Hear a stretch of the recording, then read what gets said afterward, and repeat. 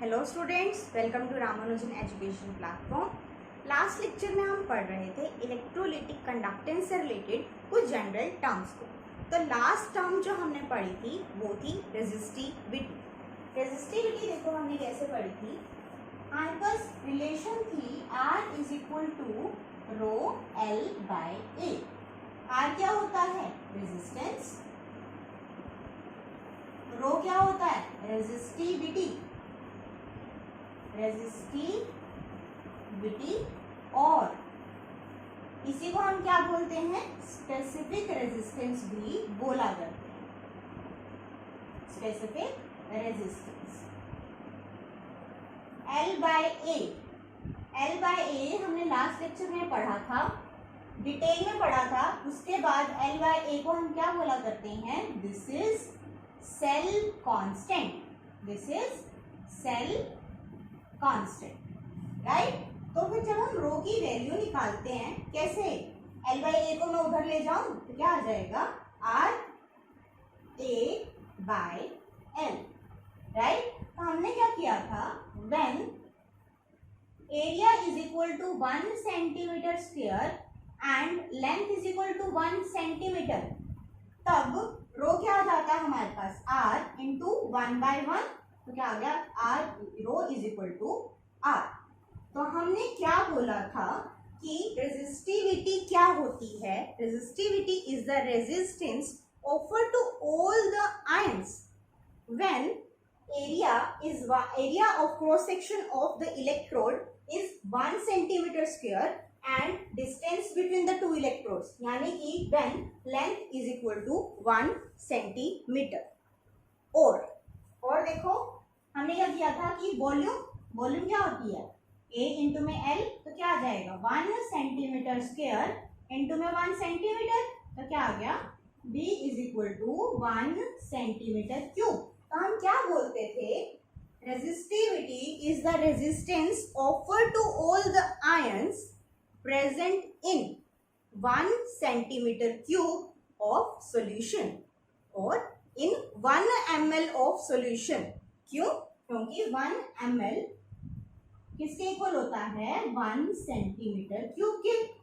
तो क्या आई थी इसकी definition? Resistivity is the resistance offered to all the ions present in 1 ml और 1 centimetre cube of the solution, right. ठीक है, इतना क्लियर था। अब जो देखो यहाँ की यूनिट भी देखी थी हमने। यूनिट क्या थी? देखो यहाँ से R की क्या होती है? ओम। एरिया की centimetre square divided by length की क्या होती है? सेंटीमीटर। तो 1 सेंटीमीटर से 1 सेंटीमीटर कट गया, तो क्या आ गया था? Ohm centimetre. This is the unit of resistivity और स्पेसिफिक रेजिस्टेंस, राइट। तो नेक्स्ट टर्म है हमारे पास कंडक्टिविटी और स्पेसिफिक कंडक्टेंस। ठीक है, तो जो लास्ट लेक्चर में हमने सीखा था कि रेजिस्टेंस एंड कंडक्टेंस एक दूसरे के क्या होते हैं? इनवर्स हुआ करते हैं, है ना। हमने एक रिलेशन पढ़ी थी, G is equal to 1/R। G क्या था? कंडक्टेंस। R क्या थी? रेजिस्टेंस। तो ये एक दूसरे के क्या थे? इनवर्स थे। तो इसी तरीके से रेजिस्टिविटी एंड कंडक्टिविटी भी क्या होते हैं? एक दूसरे के इनवर्स हुआ करते हैं। ठीक है, तो कंडक्टिविटी के लिए जो सिंबल यूज किया जाता है उसे हम बोलते हैं कप्पा। रेजिस्टिविटी के लिए जो हम सिंबल यूज करते हैं उसे हम बोलते हैं रो, और कंडक्टिविटी के लिए जो सिंबल हम यूज करते हैं उसे बोलते हैं कप्पा। ठीक है, तो कप्पा और रो आपस में क्या है? इनवर्स। क्या करें? कप्पा इज इक्वल टू 1/रो। रो की वैल्यू क्या थी? R A upon L। 1/R A upon L। ये क्या हो जाएगा? L ऊपर चला जाएगा, तो क्या रिलेशन है? 1/R into L/A। ठीक है, तो 1/R क्या हुआ करता था? कंडक्टेंस। और L/A क्या हुआ करता था? सेल कांस्टेंट, है ना। तो हम क्या लिख सकते हैं? कप्पा यानी कि conductivity is equal to conductance into cell constant. तो ये हमारे पास जो रिलेशन आती है ये बहुत ही इंपॉर्टेंट है, इसे हमें याद रखना है क्योंकि ये न्यूमेरिकल्स में हमारे बहुत काम आती है। ठीक है, तो क्या आई relation kappa is equal to, यानी कि conductivity is equal to conductance into cell constant. Okay, तो जैसे हमने इधर किया था रेजिस्टिविटी के केस में, हमने क्या किया कि लेंथ को क्या किया, एल को रख लिया 1 centimetre, area of cross section को रख लिया 1 सेंटीमीटर स्क्वायर। तो वैल्यू क्या आ गई, देखो kappa is equal to 1/r आ गई, 1/r इंटू 1 क्या हुआ 1/r, और 1/r क्या हुआ करता है कंडक्टेंस। तो यानी कि kappa is equal to conductance आ गया, है ना। और वही अगर मैं वॉल्यूम को ले लूं, वॉल्यूम क्या आ जाएगी 1 सेंटीमीटर क्यूब। तो हम जैसे रेजिस्टिविटी में क्या बोलते थे कि resistance offer to all the ions present in 1 ml of solution, conductivity क्या है उसका इनवर्स है, हम क्या बोलेंगे conductance due to all the ions present in 1 ml solution. ठीक है, 1 ml और 1 सेंटीमीटर क्यूब ऑफ सॉल्यूशन, है ना, क्योंकि कप्पा किसके इक्वल आ गया कंडक्टेंस के, when volume of solution is 1 centimetre cube. तो आई थिंक अब जो है हमें इतना क्लियर हो चुका है। इसकी लास्ट चीज क्या, यूनिट ऑफ कप्पा। देखो 1/r मतलब कंडक्टेंस की यूनिट क्या होती थी, या तो पर ओम या मोहो या फिर साइमन। ठीक है, तो क्या लिया साइमन एंड L/A, L की क्या होती है सेंटीमीटर, एरिया की क्या होती है सेंटीमीटर स्क्वायर। तो क्या हो गया 1 सेंटीमीटर से 1 सेंटीमीटर गया तो क्या रहेगा पर सेंटीमीटर, तो क्या आ गया साइमन पर सेंटीमीटर। तो ये थे हमारे पास रेजिस्टिविटी एंड कंडक्टिविटी। रेजिस्टिविटी का दूसरा नाम क्या है स्पेसिफिक रेजिस्टेंस, एंड कंडक्टिविटी का दूसरा नाम क्या है स्पेसिफिक कंडक्टेंस। रेजिस्टिविटी के लिए जो सिंबल यूज किया जाता है वो होता है रो, और कंडक्टिविटी के लिए जो यूज किया जाता है वो होता है कप्पा। और वहां से हमारे पास एक रिलेशन आई क्या, kappa is equal to conductance into cell constant. Okay, तो अब इससे रिलेटेड हम क्या करेंगे एक न्यूमेरिकल। ओके, देखते हैं न्यूमेरिकल दिया हुआ है हमारे पास, देखो resistance of a conductivity cell containing 0.001 molar KCl solution. देखिए इलेक्ट्रोलाइट दे दिया, ठीक है, हमें इलेक्ट्रोलाइट दे दिया, रेजिस्टेंस दी हुई है हमें कितनी 1500 ओम, राइट।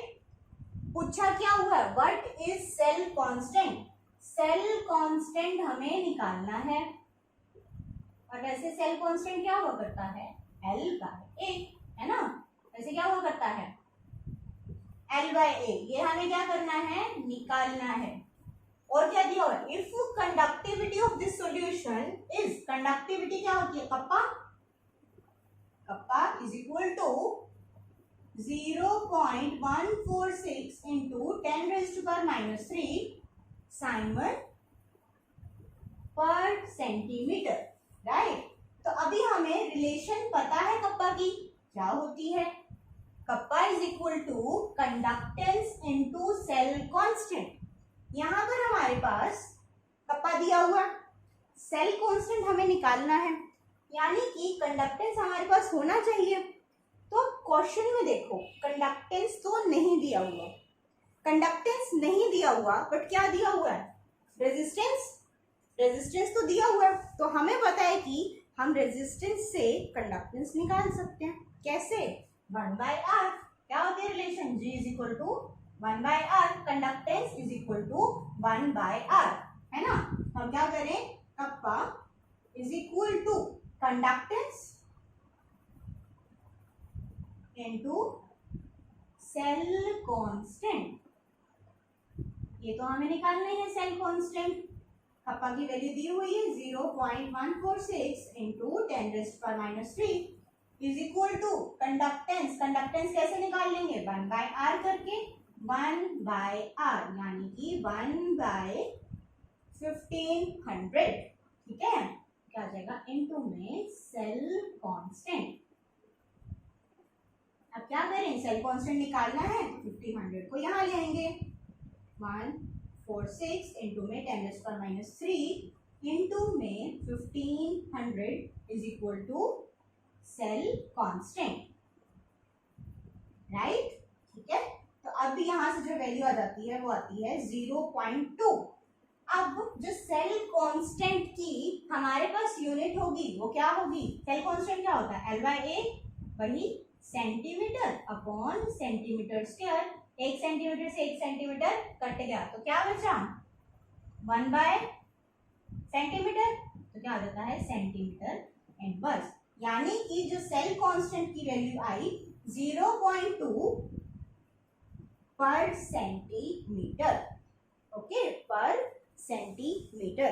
तो इस तरीके से हमारे पास क्वेश्चन आते हैं। तो कंडक्टिविटी वर्ड भी यूज किया हुआ आ सकता है न्यूमेरिकल में, या फिर स्पेसिफिक कंडक्टेंस वर्ड भी आ सकता है। वैसे ही रेजिस्टिविटी वर्ड भी आ सकता है और स्पेसिफिक रेजिस्टेंस भी वर्ड आ सकता है। तो हमें सबको ध्यान में रखना है कि क्या लिखा हुआ है, ओके। तो अब चलते हैं हम नेक्स्ट टर्म पर, नेक्स्ट टर्म पर चलते हैं, which is molar conductivity, which is molar conductivity।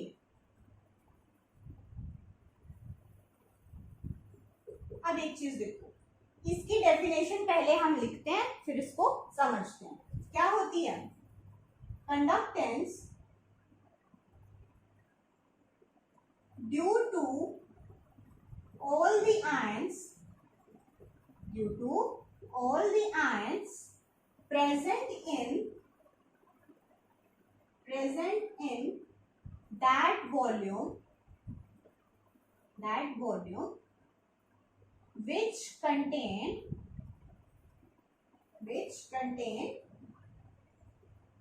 1 mole electrolyte, 1 mole electrolyte. अब देखो इसको हम समझते हैं। कंडक्टिविटी क्या हुआ करती थी, conductance due to all the ions present in 1 ml solution, right, कि वहां पर वॉल्यूम फिक्स थी और उसमें जितने आयंस हैं उसकी कंडक्टेंस को हम क्या बोलते थे, कंडक्टिविटी, राइट। अब मोलर कंडक्टिविटी क्या होती है कि उतनी वॉल्यूम, मतलब यहाँ पर वॉल्यूम फिक्स नहीं है, उतनी वॉल्यूम जिसमें 1 मोल इलेक्ट्रोलाइट प्रेजेंट हो और उसमें जितने आयंस होंगे हमारे पास उनकी कंडक्टेंस को क्या बोलते हैं, मोलर कंडक्टिविटी। दोबारा से समझते हैं क्या बोल रहा है ये, कि 1 मोल इलेक्ट्रोलाइट क्या है, मोलर कंडक्टिविटी है ना, क्या है, 1 मोल इलेक्ट्रोलाइट जितनी वॉल्यूम में प्रेजेंट है, जितनी वॉल्यूम में प्रेजेंट है, यानी कि वॉल्यूम फिक्स नहीं है, 1 मोल इलेक्ट्रोलाइट फिक्स है, क्या, 1 मोल इलेक्ट्रोलाइट जितनी वॉल्यूम में प्रेजेंट है वहां के आयंस की कंडक्टेंस क्या है, मोलर कंडक्टिविटी। समझ आया, यहाँ पर वॉल्यूम फिक्स नहीं है, क्या है, 1 mole electrolyte present in that volume, ठीक है, 1 mole electrolyte present in volume, मतलब कि एनी वॉल्यूम, जितनी वॉल्यूम में वो आएगा उसके आयंस की कंडक्टेंस को हम क्या बोलते हैं, मोलर कंडक्टिविटी, राइट। तो अब इसका जो सिंबल है वो हमारे पास होता है ये उल्टा V एंड उसके पाँव में क्या है, M, जिसको हम क्या बोलते हैं, मोलर कंडक्टिविटी। इसका एक्सप्रेशन देखते हैं, molar conductivity is equal to kappa, यानी कि कंडक्टिविटी इनटू वॉल्यूम, कितनी volume, which contain 1 mole electrolyte, which contain 1 mole electrolyte, okay. अब एक चीज देखो, ये तो आ गई हमारे पास इसकी रिलेशन, ओके। अब यहाँ पर जो है 1 mole electrolyte and this is molar conductivity, तो यहाँ पर हम कौन सा कॉन्सेप्ट भी आ सकता है, मोलैरिटी का। ठीक है, मोलैरिटी क्या होती थी, मोलैरिटी का सिंबल होता है कैपिटल M, और मोलैरिटी क्या होती थी, number of moles of solute present in 1 litre of solution, right. तो इसका एक्सप्रेशन क्या होता था, number of moles of solute divided by volume of solution in litre, right. ठीक है, अब क्या है, number of moles, 1 mole electrolyte है, यानी कि N क्या है 1, तो हम N को 1 पुट कर दें, क्या आ जाएगा, M is equal to 1/V, किसमें, इन लीटर में, इधर ले आए, V volume in litre is equal to 1/M। ठीक है, अब यहाँ पर तो क्या है, वॉल्यूम लीटर में है, राइट। हम किस में देख रहे हैं, सेंटीमीटर क्यूब में, है ना। तो हमें क्या करना पड़ेगा, कन्वर्ट करना पड़ेगा। तो हमें रिलेशन पता है, क्या होती है रिलेशन, 1 लीटर कितने सेंटीमीटर क्यूब के इक्वल होता है, 1000।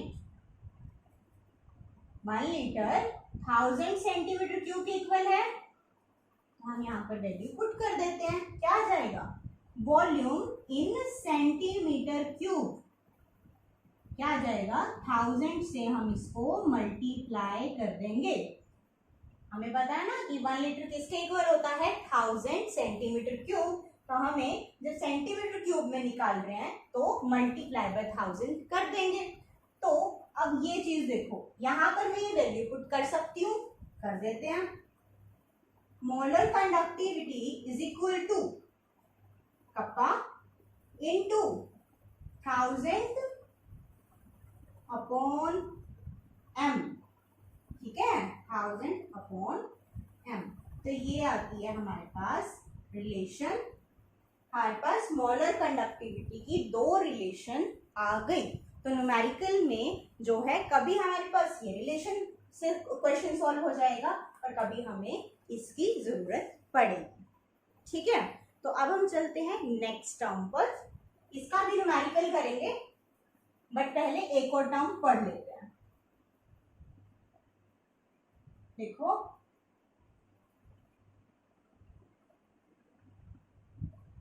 अब आती है हमारे पास इक्विवेलेंट कंडक्टिविटी। इक्विवेलेंट कंडक्टिविटी, इसका सिंबल होता है हमारे पास उल्टा V, पाव में इक्विवेलेंट का EQ। अब देखो, अभी अभी जो हमने पढ़ी थी मोलर कंडक्टिविटी कि 1 मोल इलेक्ट्रोलाइट जितनी वॉल्यूम में प्रेजेंट होगा उसके आयंस की जो कंडक्टेंस है उसे हम क्या बोलते हैं, मोलर कंडक्टिविटी। अब यहां पर भी क्या रहेगा कि conductance due to all the ions present in that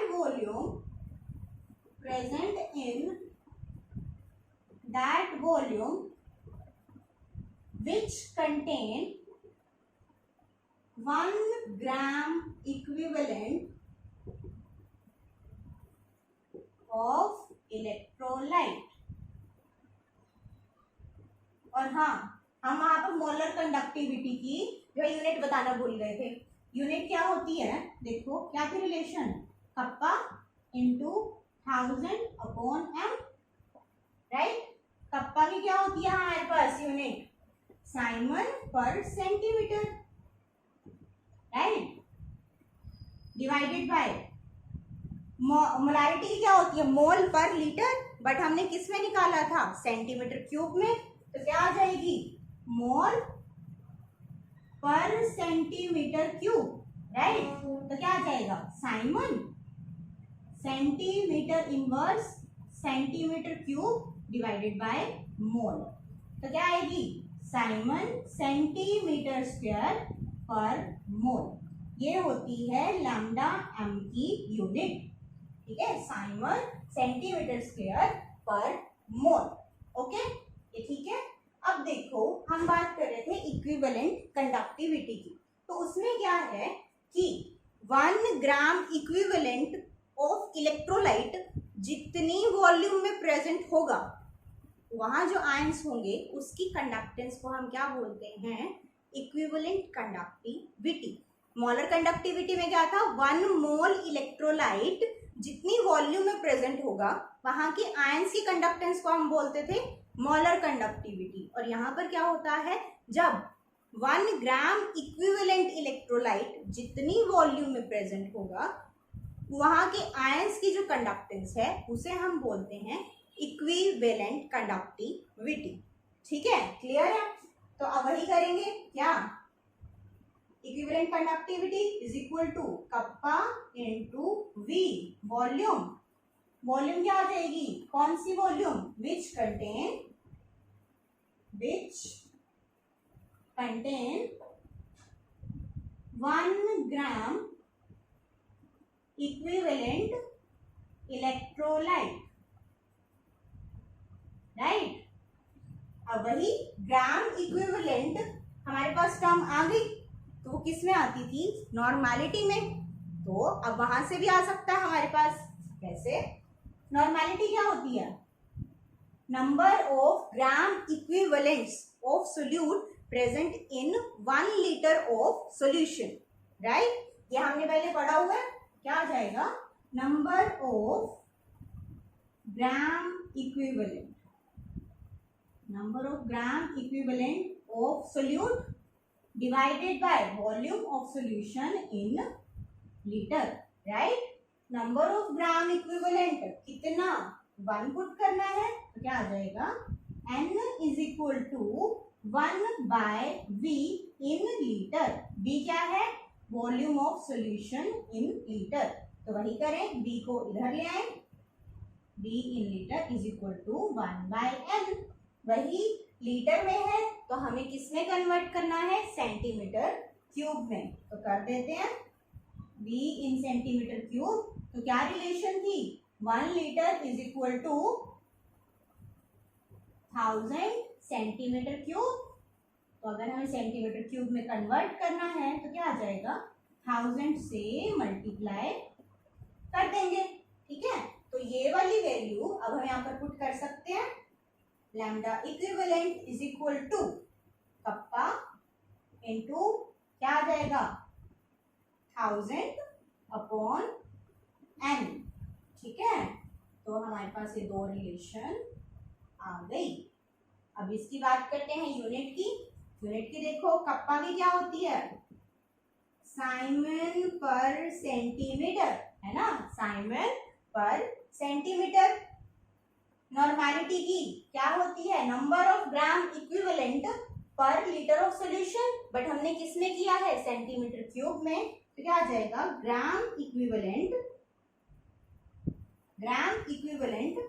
पर सेंटीमीटर क्यूब, राइट, ठीक है। तो अब देखो इसको ऊपर ले जाएं तो क्या आ जाएगा, Simon per centimetre cube upon में ग्राम इक्विवेलेंट, ठीक है।